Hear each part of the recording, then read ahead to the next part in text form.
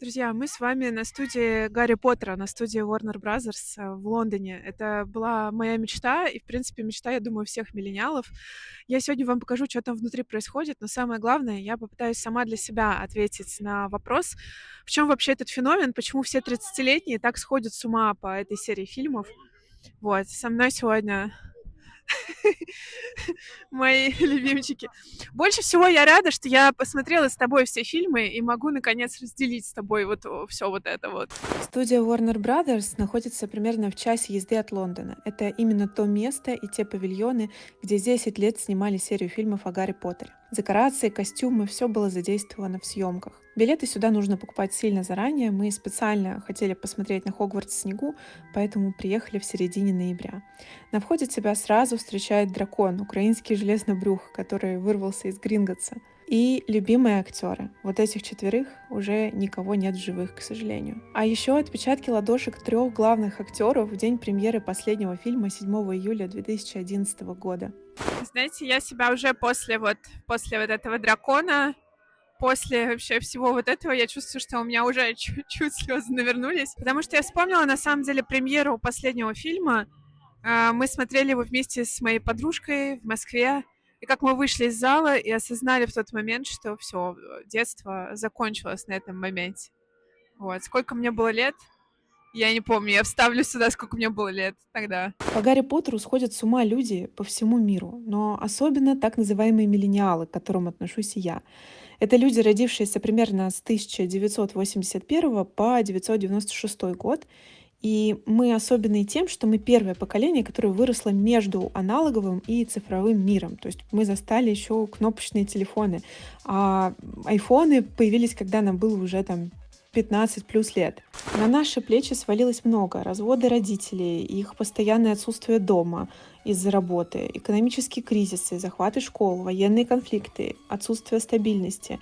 Мы выросли быстро и иногда даже слишком быстро.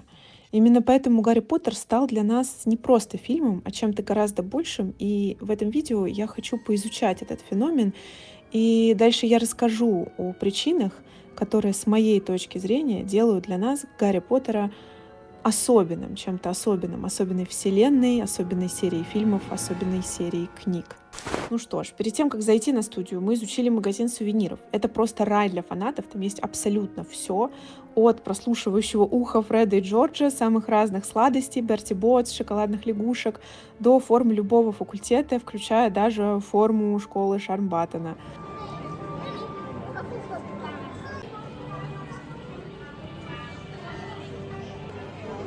Волшебную палку хочу купить.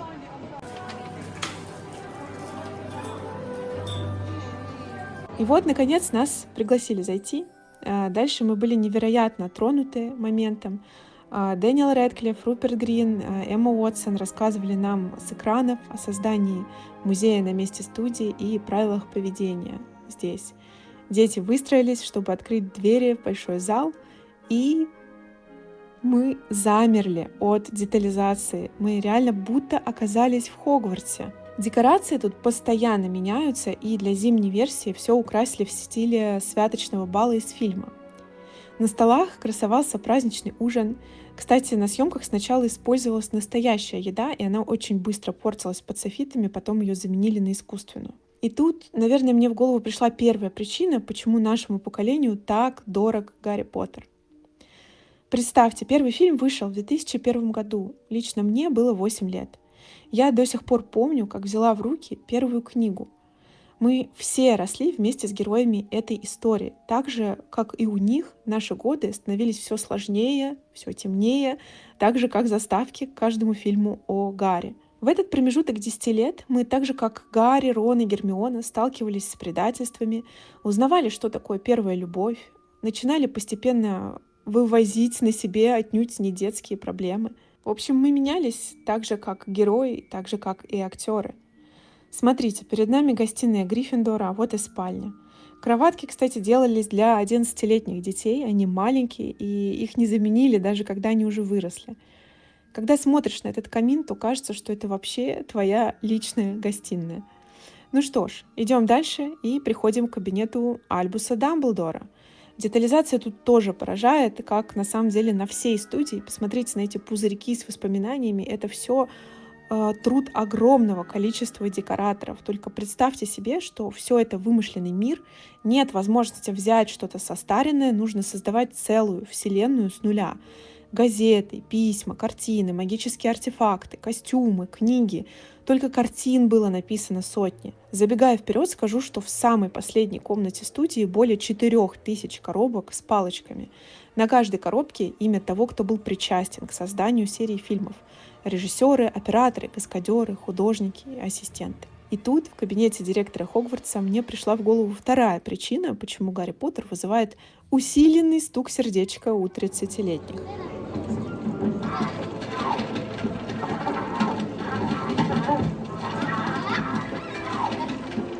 Хогвартс и мир Гарри Поттера стали для нас такой альтернативой семьи и дома, местом какого-то принятия, где дружба важнее силы, где добро побеждает, где ты всегда не один, есть какое-то ощущение чего-то общего. Ну, а Дамблдор стал, по сути, первым психологом. Помните эту сцену из первого фильма с зеркалом?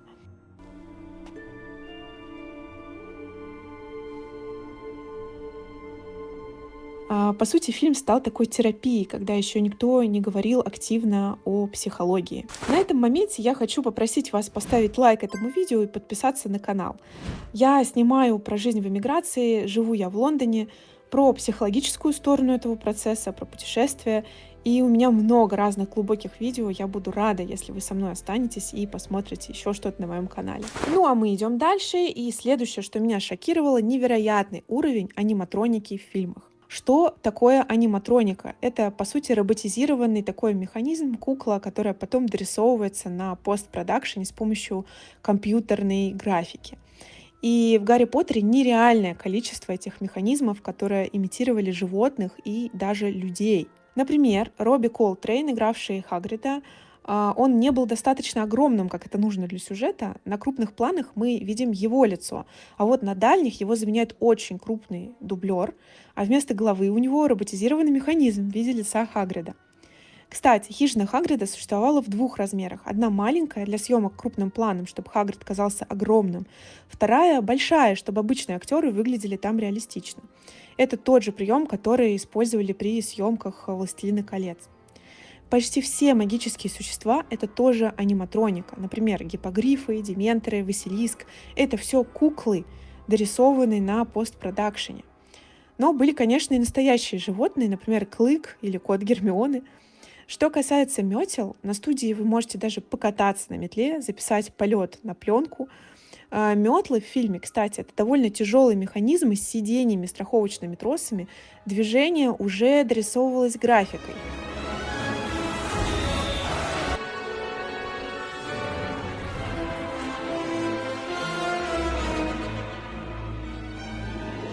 Квиддич, магические существа. Неудивительно, что такая детализированная, красивая вселенная захватила фанатов по всему миру. И, по сути, это была первая массовая мировая фан-культура. Фанфики, форумы, сайты, ролевые игры, ночные обсуждения новых глав. И давайте я напомню, что это происходит в эпоху до активного использования соцсетей. Все это жило на форумах. Это было такое наше маленькое сообщество Хогвартса и первый опыт принадлежности вообще к подобному сообществу. И мне кажется, что это третья причина, почему мы так любим этот фильм. Ну что ж, идем дальше и сталкиваемся со злодейским миром. Вот могила Тома Реддла, а вот и пожиратель смерти собственной персоной. Сотрудник студии провел нам инструктаж, как сражаться с пожирателями, и показал пару заклинаний. При виде фамильного древа Блэков у меня сердце, конечно, замерло. Вы представляете, что этот гобелен тоже создавался декораторами с нуля. Дальше был запретный лес и потрясающие пауки, в их числе и Арагог. Как я уже сказала, это реалистичные куклы, просто посмотрите на это своими глазами.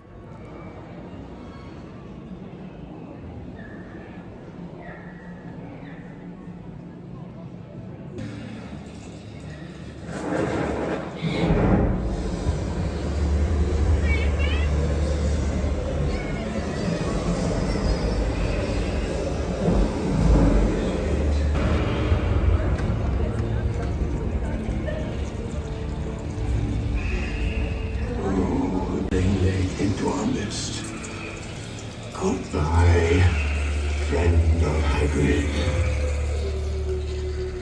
Дальше нас ждал поезд, в котором каждый хочет хоть разок прокатиться.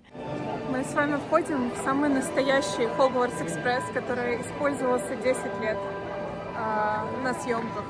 То есть это реально тот поезд, в котором вот снимались актеры.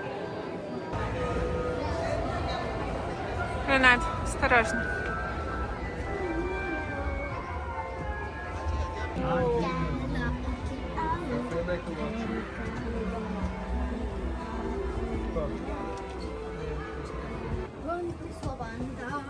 Потом сделали каноничные фотки с тележками и присели выпить сливочного пива. И тут мне в голову пришла четвертая причина, почему миллениалы любят Гарри Поттера. Гарри Поттер — это последняя большая сага, созданная до того, как мир стал жить по 15 секунд за раз. То есть до ТикТока, до Сторис, до бесконечного скролла, где каждые полсекунды должны удивлять, шокировать и удерживать внимание. То есть мы с вами, обращаясь к миллениалам, росли в мире, где можно было смотреть 2 часа фильм и не проверять при этом телефон.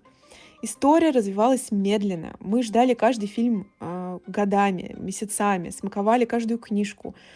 И это, по сути, был такой огромный добрый мир, последний, созданный с точки зрения именно долгой истории, не ради хайпа. И когда ты заходишь сюда на студию, ты как будто возвращаешься в эту эпоху, где тебе не нужно торопиться, захватывать внимание, быть идеальным, суперпродуктивным, успешным.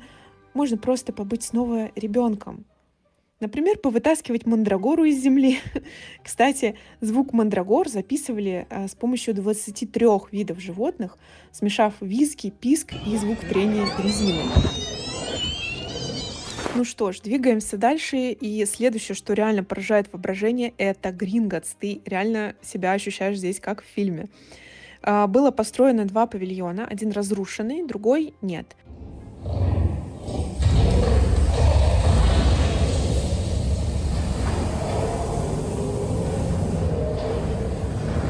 Гоблины, кстати, это реальные актеры с накладками из латексной кожи, ушей, искусственных ногтей. А вот Добби, хоть здесь и есть его кукла, был в основном нарисован с помощью CGI, то есть компьютерной графики. Кукла использовалась для того, чтобы было ясно, куда смотреть актерам.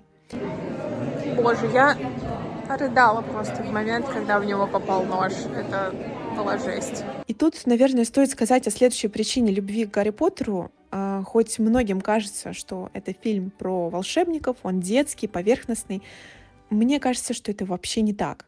Повзрослев, мы понимаем, что эта история на самом деле про боль и травмы, и она очень грустная.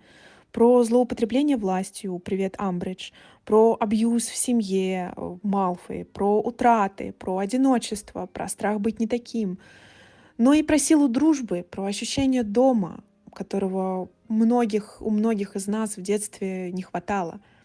Волан-де-Морт кажется нам таким однозначным карикатурным злодеем сперва. Кому-то может показаться, что не бывает в мире настолько однозначного зла. Но вот ты вырастаешь и понимаешь, что темы, которые поднимала Роулинг в детской книжке, вообще-то актуальны до сих пор. Что в этом мире до сих пор существуют пытки, дискриминация, унижение, издевательства из-за убеждений или национальности, или веры. Цели Волан-де-Морта — порабощение и власть, истребление всех инакомыслящих, и он не считается жертвами. И это больше не кажется вымышленной историей. Не зря мы до сих пор репостим, цитируем фразы Дамблдора, вот эту знаменитую фразу про то, что счастье можно найти даже в темные времена, если не забывать обращаться к свету. Это ведь олицетворение надежды, на которой мы и держимся все последние годы. Ну а мне, например, нравится еще другая фраза, которую Люпин сказал. Лишь качество чьих-то убеждений определяет успех, а не число последователей. Согласитесь, это то, во что ты всей душой хочешь верить после всех тех тревожных событий, которые происходят в мире. В последнем зале я долго смотрела на макет Хогвартса, который строили 7 месяцев. Честно, у меня здесь немножко слезы подступили, потому что я здесь со своим ребенком. Когда все это снималось, я сама была ребенком. Это тот самый макет, который использовали для всех общих планов замка.